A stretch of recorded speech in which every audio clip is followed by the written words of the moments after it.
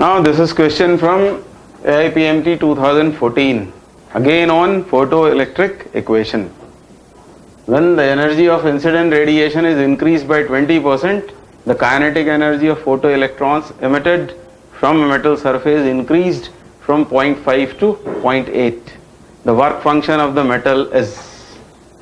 तो पहले केस में क्या हम मान लेते हैं कि E एनर्जी का फोटोन इंसिडेंट हुआ, वो होगा work function plus photo electrons की काइनेटिक एनर्जी. वो कितनी है? 0.5 इलेक्ट्रॉन वोल्ट. ये हो गया केस 1. अब क्या किया? अब इंसिडेंट फोटोन की एनर्जी 20% इंक्रीज कर दी. 20% ऑफ व्हाट? ई.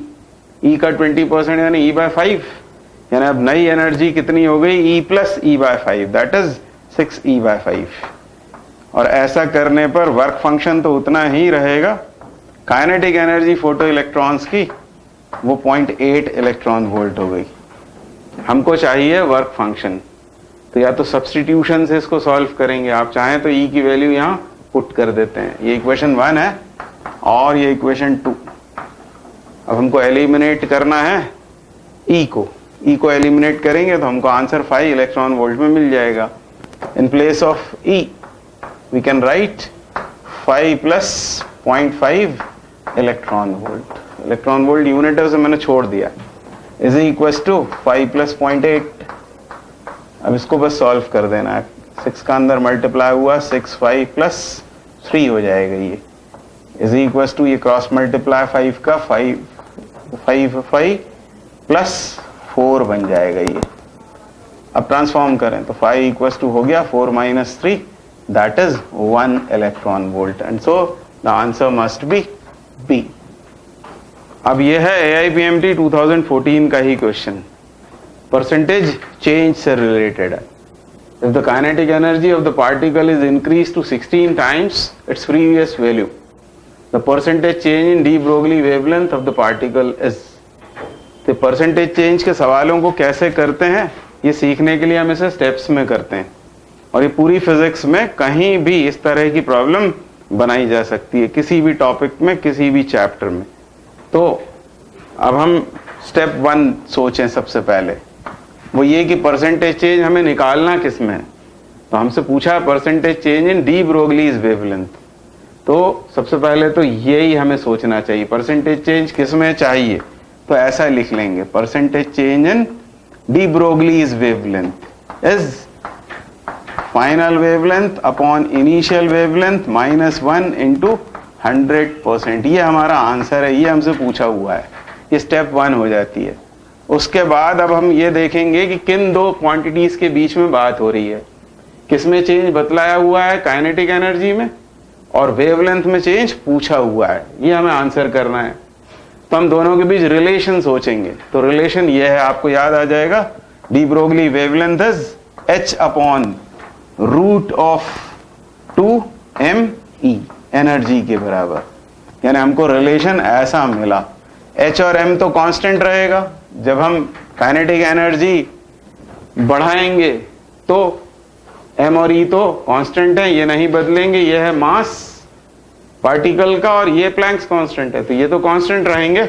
इसे देखकर हम ऐसा लिख सकते हैं, lambda is inversely proportional to e raise to the power half या रूट e.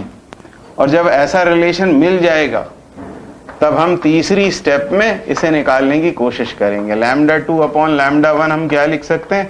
तो हम लिख सकते हैं root of E1 over E2. और अब हम E1 और E2 के बारे में जानते हैं. हमसे बोला हुआ है E2 कितना कर दिया है? E2 कर दिया है, यदि E1 को E मान ले तो इसे कर दिया हमने 16 टाइम्स 16E. ये E कैंसिल आउट होगा. 1 बाय रूट 16 इज 1 बाय 4. तो लैम्डा 2 बाय लैम्डा 1 हमको मिल गया. और अब इसे यहाँ सब्स्टिट्यूट करके आंसर बतलाया जा सकता है. तो percentage change in de Broglie's wavelength would be 1 by 4 minus 1 into 100%. तो ये कितना होगा? Minus 3 by 4 into 100%. तो ये माइनस 75% चेंज आ जाएगा. यानी इसका आंसर जो है वो डिक्रीज, माइनस साइन डिक्रीज का है. 75% चेंज होगा डी ब्रोगलीज वेवलेंथ में, and answer B must be correct. और इसको हमने स्टेप्स में इसलिए किया है कि जब भी हो तो ये सेफ मेथड है, इसमें गलती होने की पॉसिबिलिटी कम रहेगी, तो इसको इस तरह से सॉल्व करना चाहिए। और ये क्वेश्चन किसी भी टॉपिक में बनाया जा सकता है, फ्रेम किया जा सकता है। तो आपको समझ में आया होगा। हम आगे बढ़ते हैं। अब ये क्वेश्चन करते हैं 2013 में आया हुआ, बहुत ही इजी क्वेश्चन है, फोटो इलेक्ट्रिक इक्वेशन पर based. For photo electric emission from certain metal the cut off frequency is new. If the radiation of frequency 2 new impinges on the metal plate, the maximum possible velocity of emitted electron will be।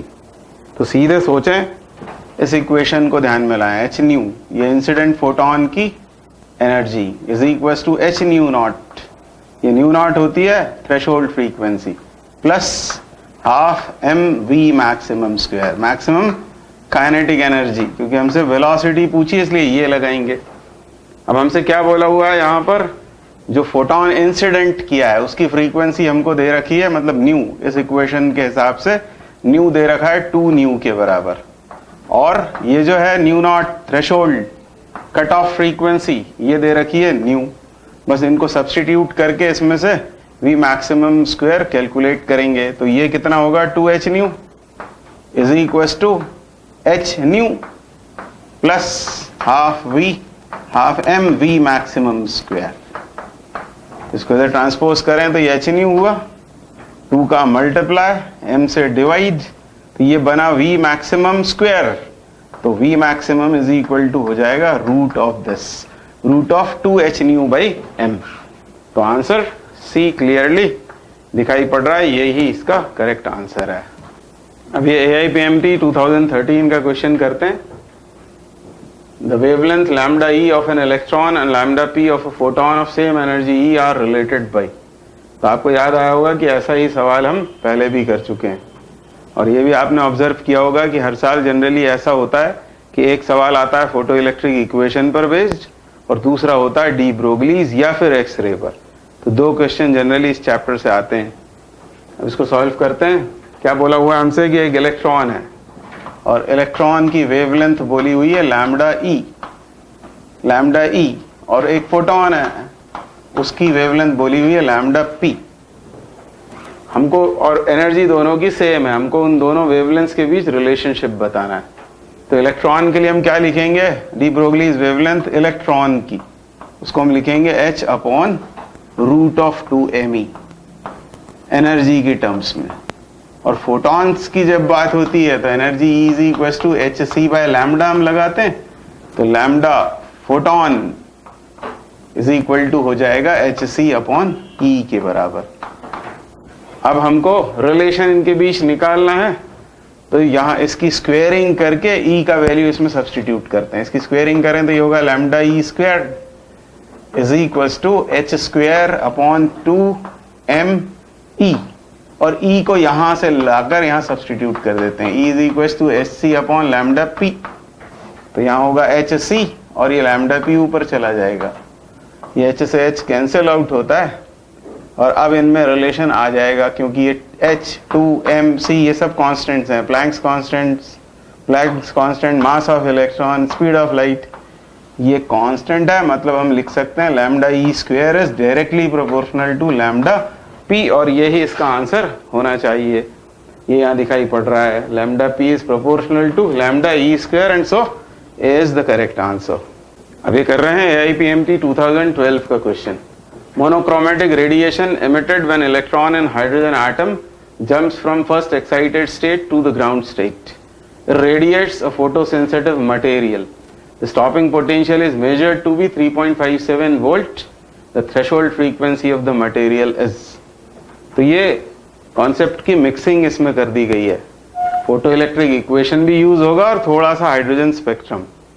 तो हमको सबसे पहले ये सोचना पड़ेगा कि hydrogen में nth orbit में जब इलेक्ट्रॉन होता है तो उसके पास एनर्जी होती है -13.6 upon n square electron volt, ये प्रिंसिपल क्वांटम नंबर है। अब ग्राउंड स्टेट के रिलेटिव कितनी होगी, या ग्राउंड स्टेट में इलेक्ट्रॉन की कितनी होगी एनर्जी E1, तो यहाँ 1 डालना पड़ेगा, तब आएगा -13.6 इलेक्ट्रॉन वोल्ट। और फर्स्ट एक्साइटेड स्टेट में मतलब E2 कितना होगा, तो यहाँ डालना पड़ेगा हमको 2, तो इसको डिवाइड करेंगे 4 से, तो हमको मिलता है E2 का वैल्यू 4 से डिवाइड करेंगे तो 3.4 के आसपास आता है, ये याद भी होगा आपको। और जब उसका ट्रांजिशन हुआ तो कितनी एनर्जी आएगी, तो हमको क्या करना पड़ेगा, ये माइनस माइनस ये, तो 10.2 इलेक्ट्रॉन वोल्ट का फोटोन बाहर आएगा और ये जाकर टकराया, गिरा, या इसने इररेडिएट किया किसी फोटोसेंसिटिव मटेरियल को।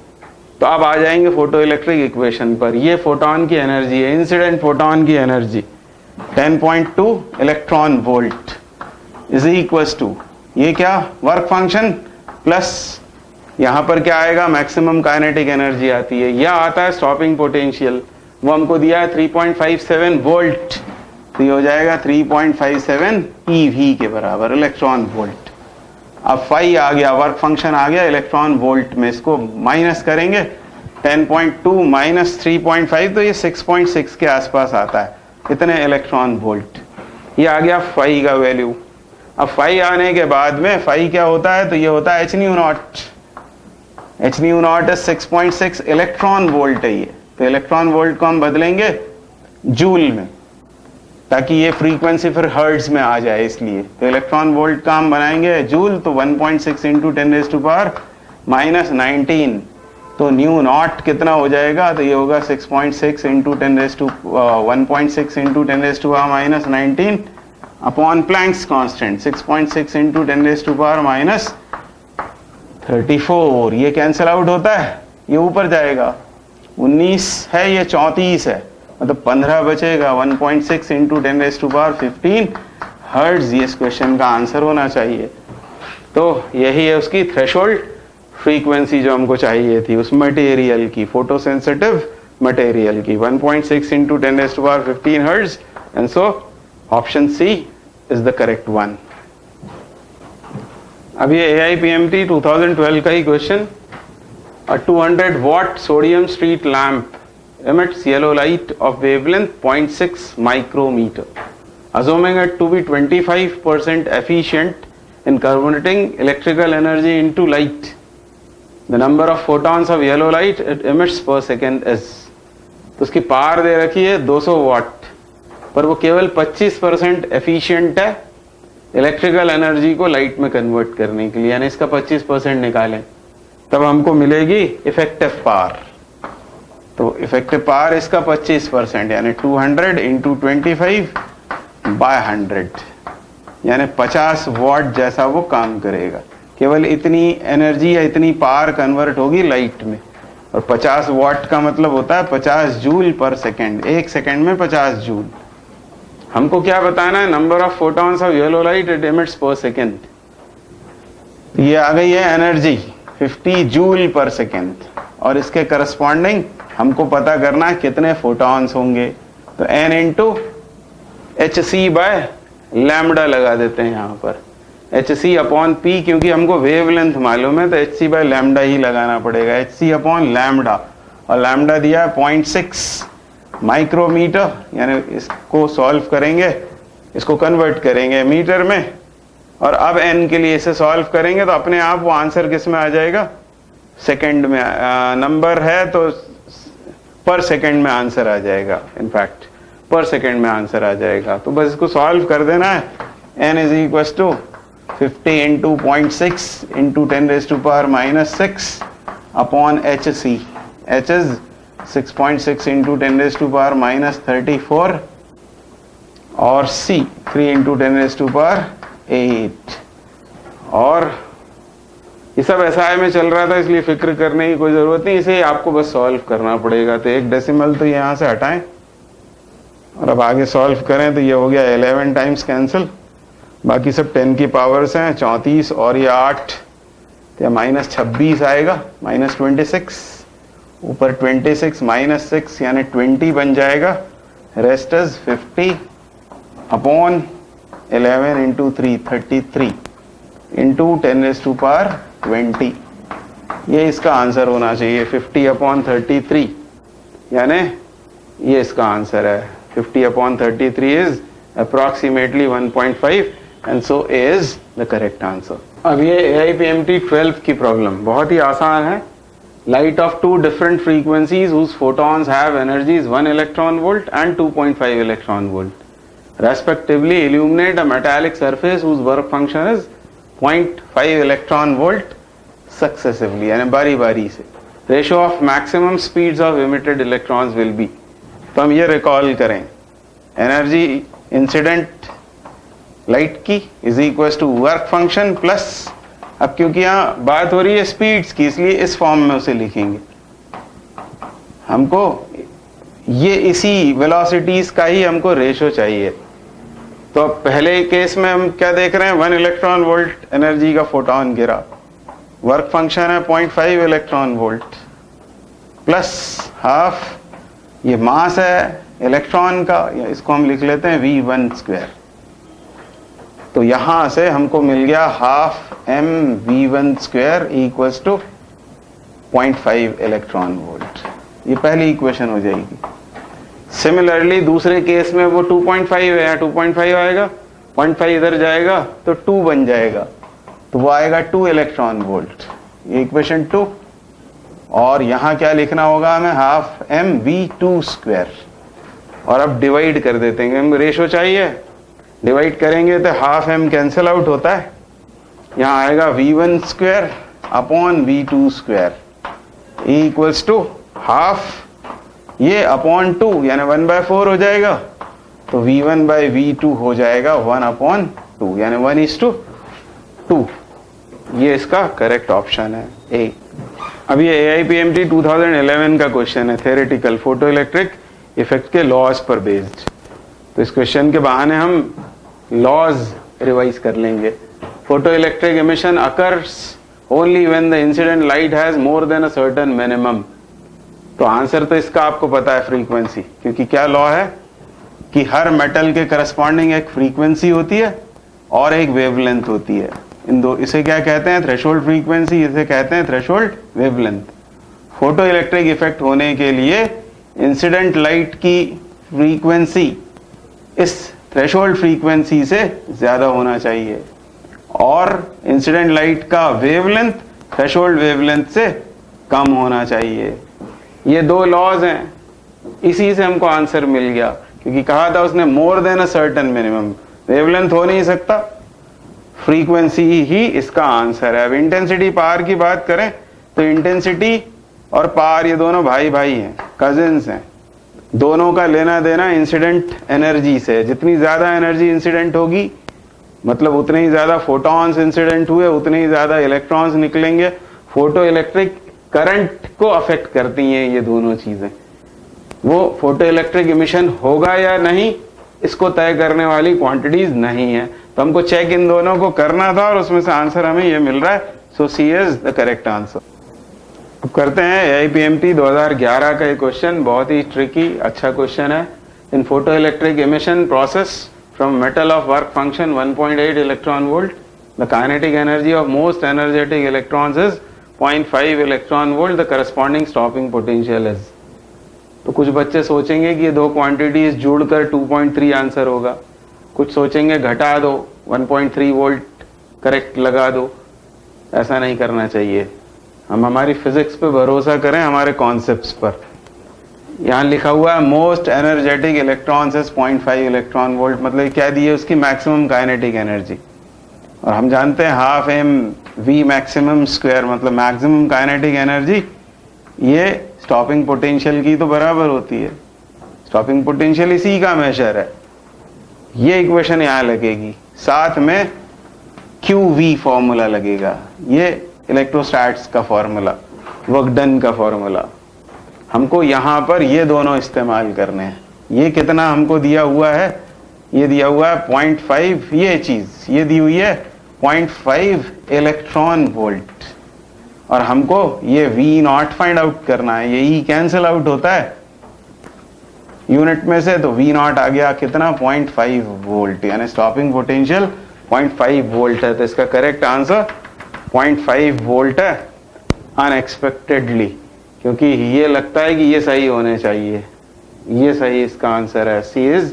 B is the correct answer. Figure shows a plot of photo current versus anode potential. X axis पर anode potential है और Y axis पर photo current. For photosensitive surface for 3 different radiations, which of the following is a correct statement?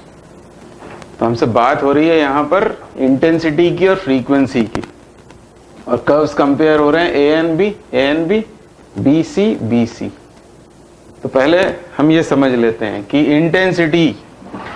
Intensity पर depend करता है photo electric current, या उल्टा लिखें तो photoelectric current directly proportional to intensity of light. इस बात का ध्यान रखें. और दूसरी बात का ध्यान ये रखें कि ये जो रिटार्डिंग पोटेंशियल यहां दिखाया हुआ है, इसमें से ये जो पॉइंट्स हैं ये करस्पॉन्डिंग है स्टॉपिंग पोटेंशियल के, और स्टॉपिंग पोटेंशियल डिपेंड करता है फ्रीक्वेंसी के ऊपर. इन दो बातों का ध्यान रखते हुए अब इन्हें कंपेयर करते हैं. जैसे हम कंपेयर करें, मान लो ए और बी को देखें. ग्राफ ये है ए और ये है बी, और ए बी दोनों के करस्पॉन्डिंग स्टॉपिंग पोटेंशियल सेम है. और यदि स्टॉपिंग पोटेंशियल सेम है इसका मतलब फ्रीक्वेंसी सेम हो गई. पर इन दोनों के करस्पॉन्डिंग ये करंट, सैचुरेशन करंट अलग अलग है, और इसलिए इंटेंसिटी डिफरेंट हो जाएगी. मतलब current different and so intensity would be different. तो यहां पर ऑप्शन बी जब आप पढ़ोगे तो आपको इससे वो मैच करता हुआ लगेगा. Curve A and B represent incident radiations of same frequency but of different intensities. यानी ऑप्शन इसका ये करेक्ट है. और यदि आप बी और सी की बात करते, इन केस मान लो बी और सी की बात करें, तो ये है बी और ये है सी. इनके करस्पॉन्डिंग स्टॉपिंग पोटेंशियल अलग अलग होने से फ्रीक्वेंसी अलग अलग होगी. फ्रीक्वेंसी डिफरेंट और ये सैचुरेशन करंट सेम होने से इंटेंसिटी सेम हो जाएगी. यानी आपको इसमें से कोई भी ऑप्शन, दोनों में से कोई भी करेक्ट नहीं है. ऑप्शन बी जो है वो करेक्ट हो गया. तो थ्योरी पर बेस्ड था, प्रॉपर्टीज पर बेस्ड या लॉज पर बेस्ड. बहुत आसान क्वेश्चन. अब आगे बढ़ते हैं. अब ये AIPMT 9 का क्वेश्चन करते हैं. Monochromatic light of wavelength 667 nanometre is produced by a helium neon laser. The power emitted is 9 milliwatt. The number of photons arriving per second on the average at the target irradiated by this beam is. हमको निकालना क्या है? Number of photons arriving per second. क्या दिया हुआ है हमें? Power दिया हुआ है. कितना दिया है? 9 milliwatt. ये हो गया 9 milliwatt. और 9 milliwatt का मतलब जूल पर सेकेंड. इससे प्रोड्यूस हो रहे हैं. Monochromatic light of wavelength is produced by a helium neon laser. The power emitted is 9 milliwatt. The number of photons arriving per second. हमको नंबर ऑफ फोटॉन्स निकालने हैं. तो मान लो पर सेकेंड फोटॉन्स निकल रहे हैं n, और हर फोटॉन के करस्पॉन्डिंग एनर्जी है, मान लो ये वेवलेंथ दिया हुआ है इसलिए hc/λ. तो बस ये n निकालना है हमें. ये क्या है? जूल पर सेकेंड, और ये number of photons per second है. सेकेंड कट जाएगा.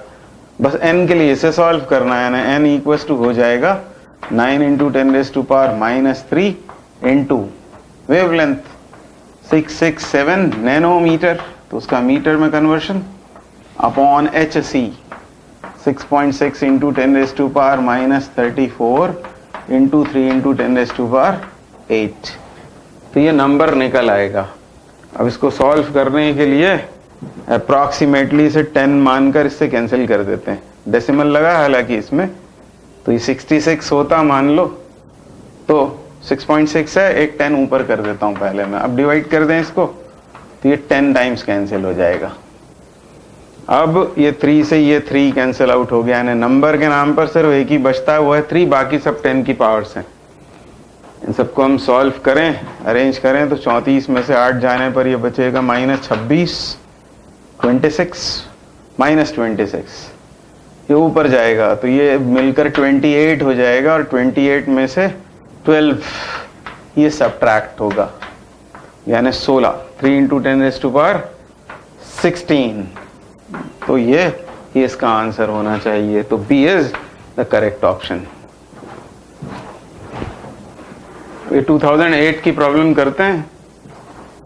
A particle of mass 1 milligram has the same wavelength as an electron moving with a velocity of 3 into 10 raised to power 6 meter per second.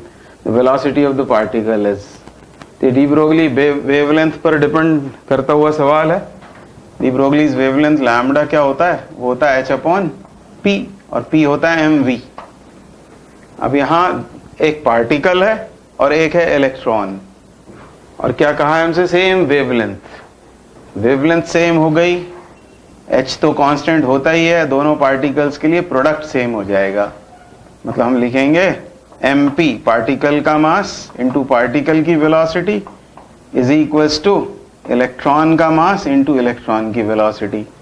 पूछी हमसे particle की velocity, तो vp would be me ve upon mp। तो मास of electron यहाँ given है 9.1 into 10 raised to power minus 31। Velocity of electron is also given 3 into 10 raised to power 6, ये given है upon mass of particle, तो वो है 1 milligram. 10 raised to power minus 3 से ग्राम हुआ, और ग्राम से फिर ये किलोग्राम।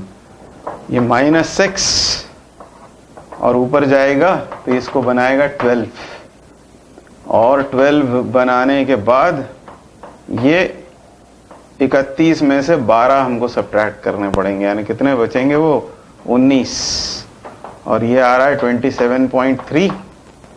12 घटाना है 31 में से, 31 माइनस 12, तो हाँ 19 ही बच रहे हैं। 10 raised to power minus 19, और इसको 2.73 कर दें यदि, मतलब 10 से डिवाइड, तो इसे 10 से मल्टीप्लाई करेंगे, तो ये मीटर पर सेकेंड में ये आंसर होगा। 2.73 into 10 raised to power minus 18, यानी ऑप्शन ए करेक्ट हो गया। अब ये कर रहे हैं 2008 का एक और problem. The work function of a surface of a photosensitive material is 6.2 electron volt. ये दिया है work function phi 6.2 electron volt. The wavelength of incident radiation for which stopping potential is 5 volt lies in. Stopping potential मतलब के max यानी E V naught, इसके corresponding voltage दिया हुआ है, यानी 5 इलेक्ट्रॉन वोल्ट हो जाएगा। तो हमको निकालना है वो इंसिडेंट रेडिएशन की वेवलेंथ, यानी H C by lambda will be equal to work function 6.2 plus ये है मैक्सिमम काइनेटिक एनर्जी 6 और 5 11 11.2 electron volt is equal to H C by lambda. तो लैम्डा इक्वल टू क्या हो जाएगा?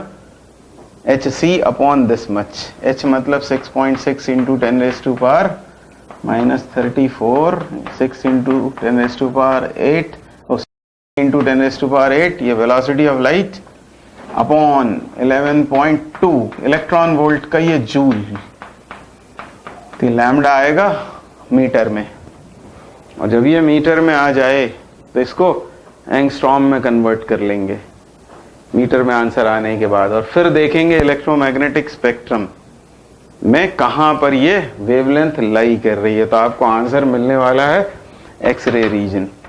तो इलेक्ट्रोमैग्नेटिक स्पेक्ट्रम को एक बार अच्छे से देख लेना चाहिए, गामा से रेडियो तक अलग अलग जो इसके पार्ट्स हैं, वेवलेंथ रेंज उनकी क्या क्या है। जैसे हम जानते हैं विजिबल रीजन की होती है कहां से कहां, वो होती है 4.5 एंगस्ट्रॉम से 4,500 एंगस्ट्रॉम से 7,500 एंगस्ट्रॉम तक। ऐसे बाकियों को भी देख लेना चाहिए, तो ऐसे कुछ क्वेश्चंस आप आंसर कर पाएंगे। अब आगे बढ़ते हैं। अब AIPMT 7 का क्वेश्चन, और इस तरह का क्वेश्चन हम पहले भी कर चुके हैं। क्या कह रहे हैं? Monochromatic light of frequency 6 into 10 raised to power 14 hertz is produced by a laser. The power emitted is 2 into 10 raised to power minus 3 watt, 2 into 10 raised to power minus 3 joule per second, ये दी हुई है power.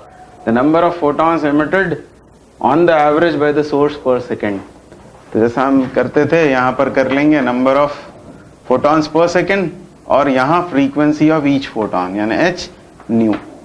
6 into 10 raised to power 14, हमको चाहिए n, तो n must be 2 into 10 raised to power minus 3, यहाँ आएगा h 6.6 into 10 raised to power -34 into 6 into 10⁻14 के बराबर। बस इसको सॉल्व कर देना है तो हमको ये नंबर मिल जाएगा। अब इसको कैसे सॉल्व करें, तो डेसिमल हटाएं तो यहाँ पर ये 0 आ गया। और पहले 10 की पावर्स रीअरेंज कर लेते हैं, तो ये -34 प्लस 14 यानी -20, ये -20 ऊपर जाएगा तो 20 - 3 यानी ये हो गया 17। ये एक और दे दें इसे तो 18 हो गया। बचता है यहाँ पर कितना, 2 अपॉन ये 66 इंटू 6 तो 396। अब एक काम कर सकते हैं, वो ये कि इसमें से 3 जीरोज लेके इसको दे दो, यानी हो गया 2000 अपॉन 396। और 3 जीरो यदि इधर ट्रांसफर कर दिए हैं तो ये बचेगा 15। और 396 को लगभग हम 400 मान सकते हैं, 400, तो 5 टाइम कैंसिल हो जाएगा। तो ऐसा अप्रोक्सीमेटली करना पड़ता है। 5 इंटू 10⁻15 यानी इसका ऑप्शन ए करेक्ट हो गया। आपके पास भी कोई तरीका हो सकता है इसको इजीली सॉल्व करने का, ये कोई हमेशा ऐसा ही करना चाहिए ऐसा नहीं है। जैसा वहां समझ में आए, आंसर जल्दी आए, करेक्ट आए, इसकी कोशिश करनी चाहिए। Option is the correct one. आगे बढ़ते हैं। अब ये AIPMT 2007 का क्वेश्चन करते हैं। A 5 watt source emits monochromatic light of wavelength 5000 angstrom. When placed 0.5 meter away, it liberates photoelectrons from a photosensitive metallic surface. ये एक स्टेटमेंट है। When the source is moved to a distance of 1 meter, the number of photoelectrons liberated will be reduced by a factor of. तो हम जानते हैं कि जो photo electrons emit होते हैं उनका नंबर डिपेंड करता है इंसिडेंट लाइट की इंटेंसिटी पर, और इंटेंसिटी डिपेंड करती है सोर्स कितना दूर है उस मेटल से। मतलब intensity is inversely proportional to square of distance. और इंटेंसिटी पर डिपेंड करता है, मैंने जैसा कहा आपसे, फोटो इलेक्ट्रॉन्स का नंबर। जितनी ज्यादा इंटेंसिटी उतने ज्यादा फोटॉन्स गिरेंगे, उतने ज्यादा इलेक्ट्रॉन्स इमिट होंगे। यानी फोटो इलेक्ट्रिक करंट इस पर निर्भर करता है। जैसा उसने कहा कि सोर्स को 0.5 से 1 मीटर कर दिया, मतलब डिस्टेंस डबल कर दी। अब डिस्टेंस यदि डबल कर देंगे तो इंटेंसिटी 1/4 हो जाएगी, और इंटेंसिटी यदि 1/4 हो जाएगी तो फोटो इलेक्ट्रॉन्स जो लिबरेट हो रहे हैं वो भी 1/4 हो जाएंगे। और यहां खुद ही उन्होंने कह दिया है कि रिड्यूस्ड बाय द फैक्टर। हमको तो बस 1/4 जब आंसर मिल रहा है तो हमको इस पर टिक करना चाहिए। रिड्यूस तो वो खुद ही कह चुके हैं, reduce by a factor of 4, तो 4 इसका आंसर है।